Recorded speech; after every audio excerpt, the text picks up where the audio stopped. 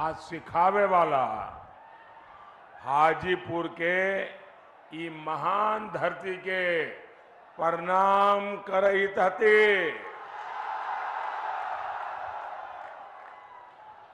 आज देश में चौथे चरण के लिए मतदान हो रहा है। मेरा सभी मतदाताओं से अनुरोध है कि वो ज्यादा से ज्यादा वोटिंग करें। ये चुनाव लोकतंत्र के एक महापर्व होता है और ज्यादा मतदान इसकी शोभा और बढ़ा देता है और आपका एक एक वोट ये हमारे लोकतंत्र का गहना बन जाता है। साथियों, ये भगवान महावीर की धरती है, ये भगवान बुद्ध की धरती है, ये वो धरती है जहां लोकतंत्र की भी जड़ें हैं और ये वो धरती है वहां रामचौरा मंदिर भी है और मान्यता है कि यहां हमारे प्रभु श्री राम के चरण पड़े थे। इसलिए हाजीपुर आकर आपसे आशीर्वाद लेना मेरे लिए बहुत बड़ा सौभाग्य है। साथियों, ये पहला लोकसभा चुनाव है जब हम स्वर्गीय रामविलास पासवान जी की अनुपस्थिति में लड़ रहे हैं। रामविलास जी सामाजिक न्याय के सच्चे साधक थे और हाजीपुर के प्रति उनका लगाव, हाजीपुर के प्रति उनका समर्पण ये हमेशा हमेशा याद रहेगा। हाजीपुर के लिए, उनके सपनों को पूरा करने के लिए हम सब संकल्पबद्ध हैं। साथियों, 4 जून बहुत दूर नहीं है। 4 जून को सुबह के इस समय सबकी नजर टीवी पर होगी, रेडियो पर होगी, सोशल मीडिया खंगालते होंगे और आप जो आशीर्वाद दे रहे हैं वो 4 जून को एक के बाद एक भाजपा एनडीए के विजय की ओर आगे बढ़ता जाएगा। और चुनाव के परिणाम क्या कहेंगे? चुनाव के परिणाम क्या कहेंगे? फिर एक बार, फिर एक बार, फिर एक बार एनडीए को दिया आपका वोट केंद्र में मोदी की मजबूत सरकार बनाएगा। आरजेडी, कांग्रेस या इंडिया अलायंस को तो अगर किसी ने गलती से भी बटन दबा दिया ना तो उसका वोट तो बेकार जाना जाना तय है। और बिहार के लोग तो समझदार है, वो बेकार जाने वाली चीज कभी करते ही नहीं है और इसलिए अपना वोट सरकार बनाने के लिए दीजिए, देश बनाने के लिए दीजिए, आपके भविष्य के लिए आपके बच्चों के उज्जवल भविष्य के लिए दीजिए। आपका वोट एनडीए को दीजिए। साथियों, बिहार के लोगों के सामर्थ्य और बिहार के लोगों की समझदारी का मैं बहुत सम्मान करता हूं, लेकिन मुझे ये देखकर दुख भी होता है कि सामाजिक न्याय के नाम पर लालटेन वालों ने बिहार में कितनी अंधेर गर्दी फैलाई। इन लोगों ने बिहार के लोगों को गरीब और अभाव में धकेल दिया, जंगल राज दिया। इन लोगों ने सबको बर्बाद किया और खुद अपने आलीशान महल खड़े कर दिए। क्या ऐसे लोग बिहार का कभी भी भला कर सकते हैं क्या? कर सकते हैं क्या? आरजेडी कांग्रेस में बिहार को आगे बढ़ाने की इच्छा शक्ति ही नहीं है। वे तो सोच रहे हैं अभी जितना समय बचा है, खुद का जितना लूट सके लूट ले। वो अपने बच्चों को सेट करने में लगे हैं, उनको आपके बच्चों की परवाह नहीं है। आप लोग यहां एक कहावत कहते हैं ना निमन गीतिया गाइब ना मड़वा में जाइब। आरजेडी कांग्रेस का हाल यही है। ये लोग विकास के कार्यों से भागते हैं क्योंकि उसमें मेहनत लगती है, खुद को खपाना होता है।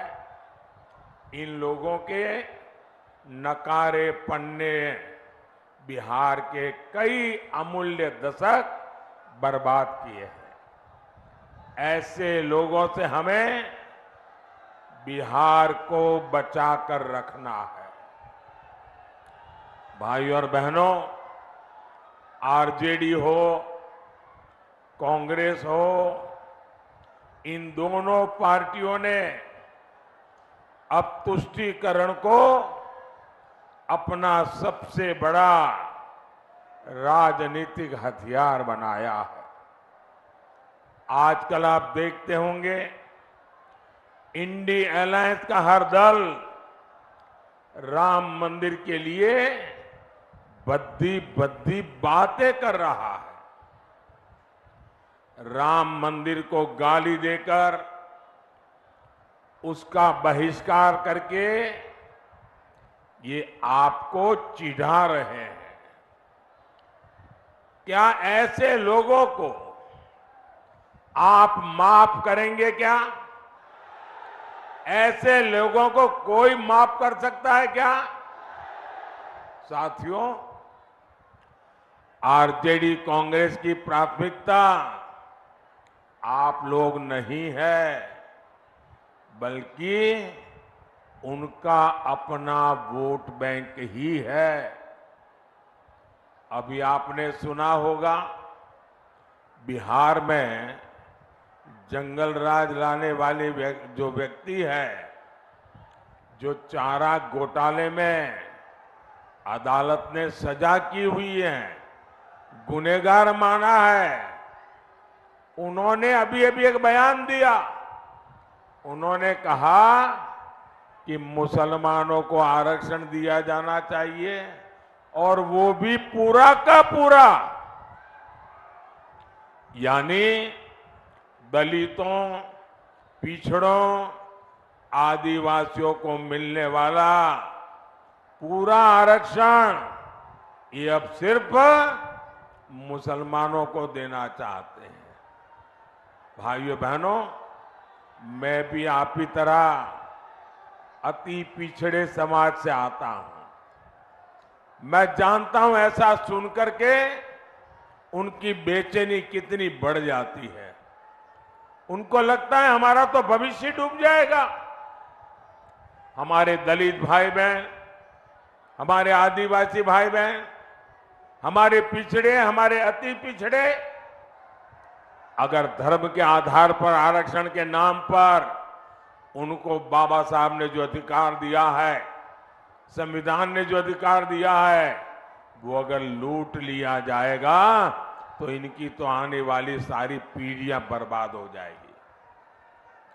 लेकिन हम इन्हें न बाबा साहब की परवाह है, न इन्हें संविधान की परवाह है। क्या बिहार का दलित हो, पिछड़ा हो, आदिवासी हो, ये हमारे समाज के लोग अपना हक आरजेडी कांग्रेस वालों को छीनने देंगे क्या? छीनने देंगे क्या? और मैं आपको गारंटी देता हूं, जब तक मोदी जिंदा है,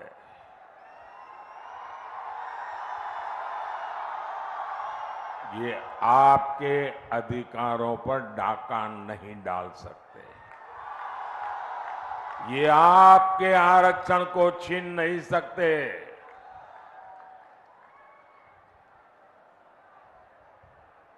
वो समझ लें, वो वक्त चला गया कि आपने महिलाओं को मिलने वाले आरक्षण के कागज फाड़ दिए थे। आगे अगर ऐसी कोई कोशिश करेंगे तो लेने के देने पड़ जाएंगे। साथियों, ये बीजेपी है, एनडीए है, जो सामाजिक न्याय की पहरेदार है। आज देश में एससी, एसटी, ओबीसी के सबसे अधिक एमपी, सबसे अधिक एमएलए ये बीजेपी और एनडीए के हैं। केंद्रीय मंत्रिमंडल में 60% मंत्री इन्हीं वर्गों के हैं। इतना ही नहीं, 2014 में जब हमारी सरकार बनी तो हमने एक दलित बेटे रामनाथ कोविंद जी को राष्ट्रपति बनाया और अब आदिवासी समाज की बेटी द्रौपदी मुर्मू जी हमारे देश की राष्ट्रपति के नाते मार्गदर्शन कर रही। ये होती है भागीदारी, ये होता है सबका साथ सबका विकास का मंत्र। भाइयों और बहनों, कांग्रेस आरजेडी ने मिलकर बिहार की अनेक पीढ़ियों को, उनके सपनों को तबाह किया है। और आज जब यहां इतनी बड़ी मात्रा में माताएं बहनें आशीर्वाद देने आई है, 40 साल से लटका हुआ एक मामला आरजेडी वालों ने पार्लियामेंट में जिन कागजों को छीन करके फाड़ दिया था, वो मामला था इस देश की माताओं बहनों को पार्लियामेंट में, असेंबली में अधिकार देने का, आरक्षण देने का। और इसके कारण, ये आरजेडी की मानसिकता के कारण, कांग्रेस की विकृत मानसिकता के कारण महिलाओं को अधिकार नहीं मिला। ये आपका भाई, माता, ये आपका बेटा, आपने जब मुझे वहां सेवा करने के लिए भेजा ना, मैंने नई संसद बनते ही महिलाओं के लिए आरक्षण का भी काम पूरा कर दिया। ये आरजेडी वाले इसके विरोधी है। अगर ये दोबारा कोशिश की आने की तो ये भी छीन लेंगे, आप मान के चलिए।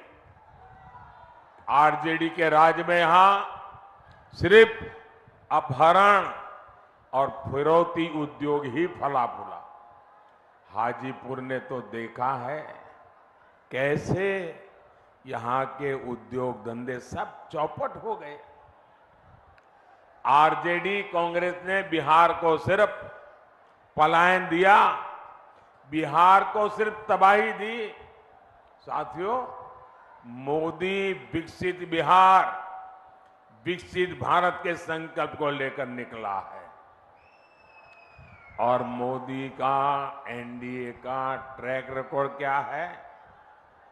हमारा ट्रैक रिकॉर्ड भ्रष्टाचारियों को खोज करके सजा देने का है। मैं देश को, आप लोगों को एक आंकड़ा देता हूं, आप लोग ध्यान से सुनेंगे आंकड़ा, ये आपको काम आएगा। ये जो टीवी पर आप नोटों के पहाड़ देखते हैं ना, ये राजनेताओं के यहां से पकड़े जाते हैं।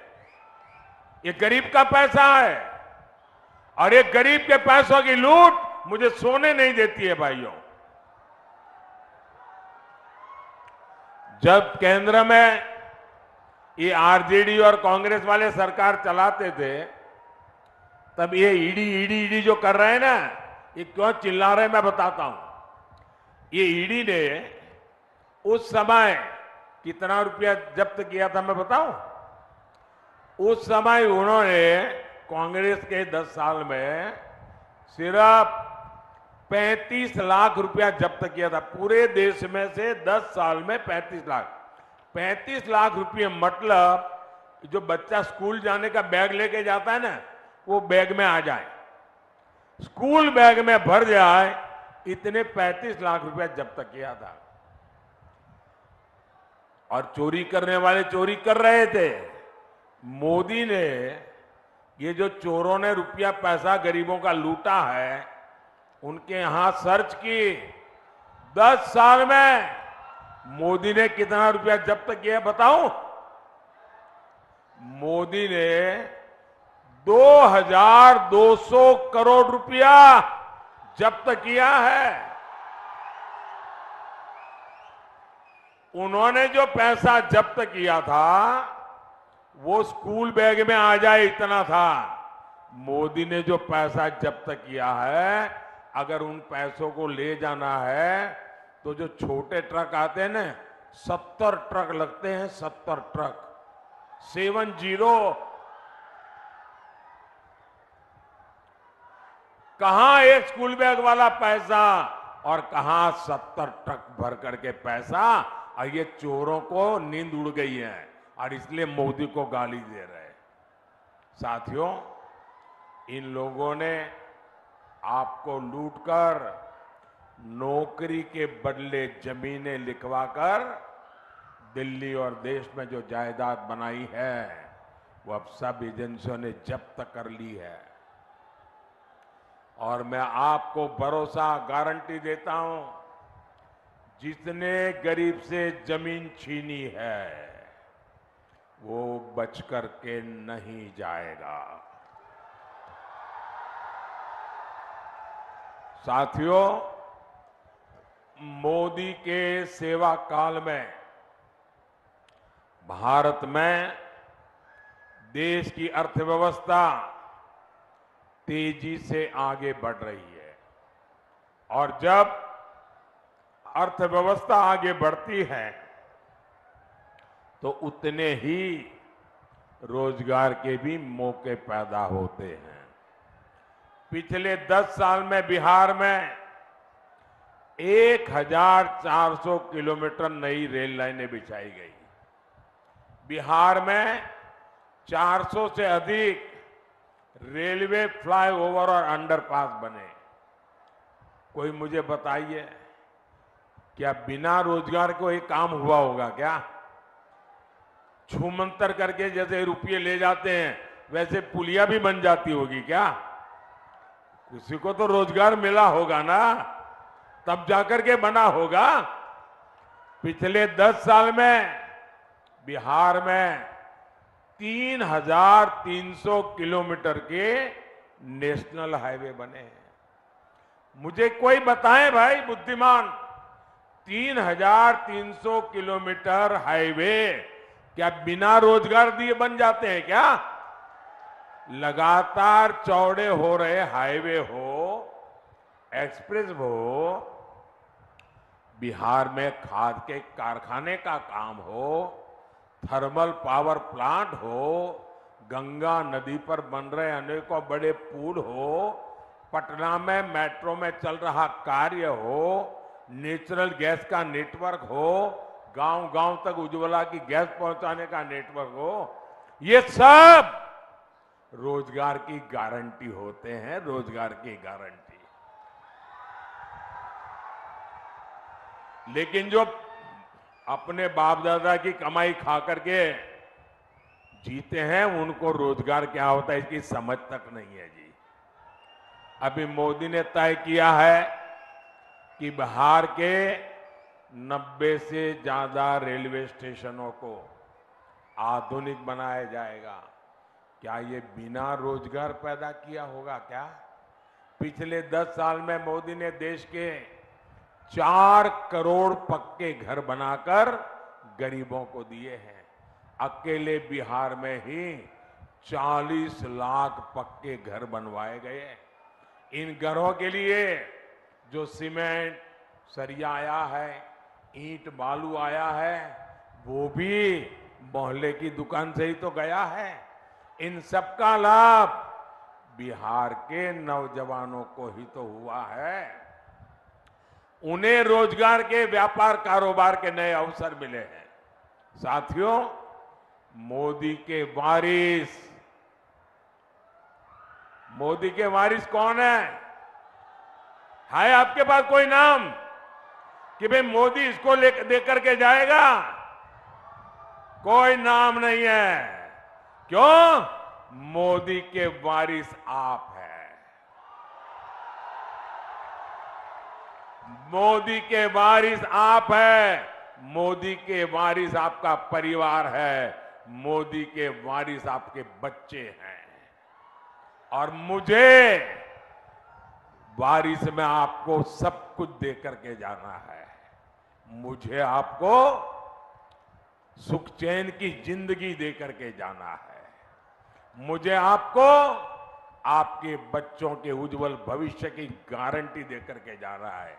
मुझे आपको विकसित भारत आपके हाथ में सौंप करके जाना है। और इसलिए मैं हर कोशिश कर रहा हूं कि युवाओं के हर सपने पूरे हो, वो हर काम कर सके, अपने सारे सपनों को सिद्ध कर सके।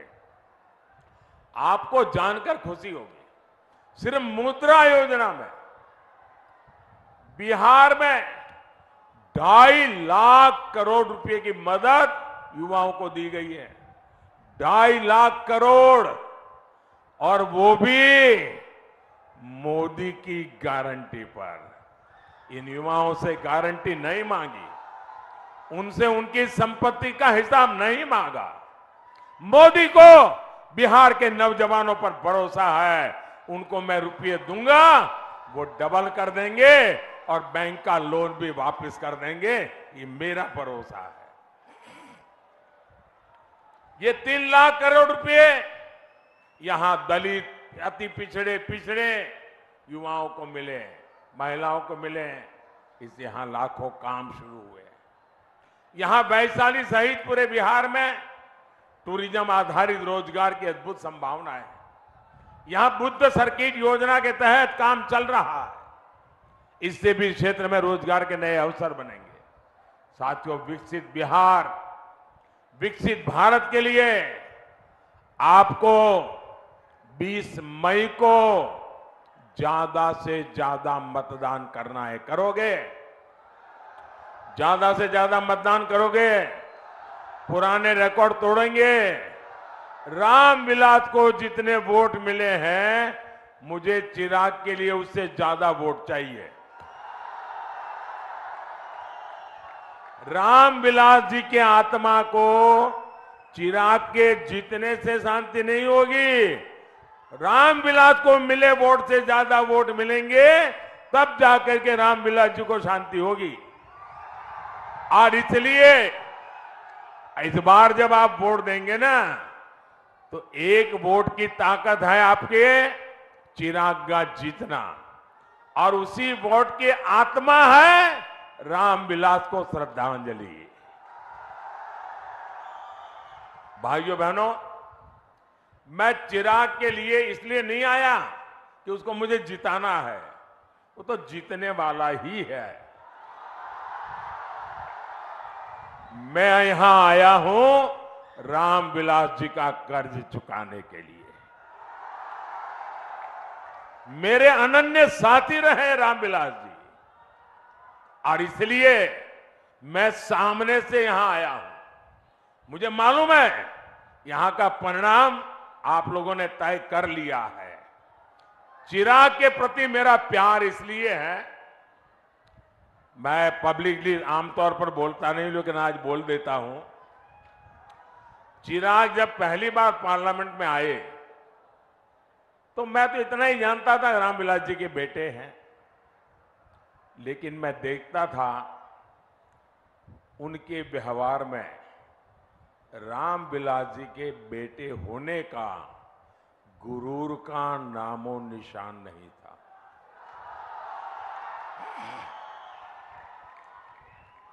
ये बहुत बड़ी बात है, और मैं इसके लिए उनकी माता जी को सारे क्रेडिट देता हूं। आपने इसको ऐसा संस्कार दिया, गुरूर का नामो निशान नहीं।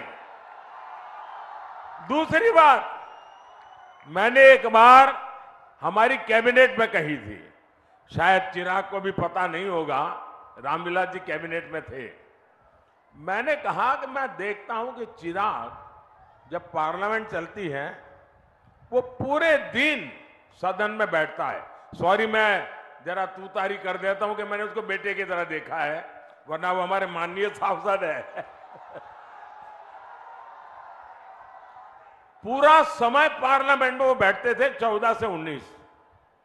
मैंने कैबिनेट में कहा, मैंने कहा देखिए भाई, इस बच्चे में सीखने की, जानने की इतनी लगन है, वो एक एमपी के रूप में इतना कोशिश कर रहा है सीखने की, और मैं मानता हूं एक सांसद के रूप में चिराग सफल सांसद है।